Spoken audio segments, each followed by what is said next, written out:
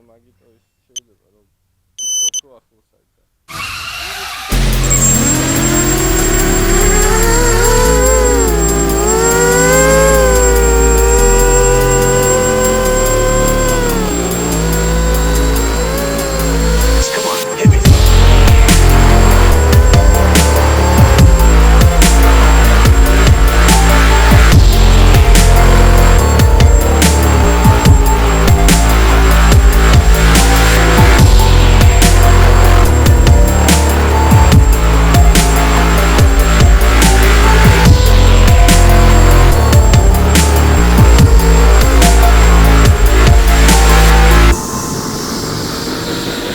I want you to hit me as hard as you can.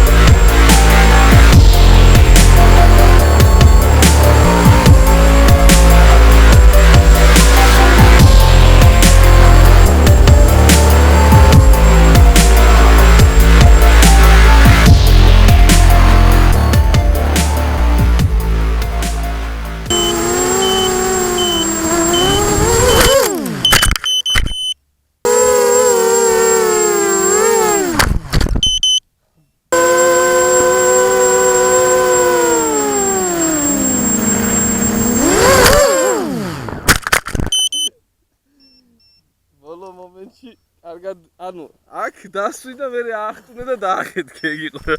არა, კარგი იყო. ვაი, ეს მომძვრალა. რა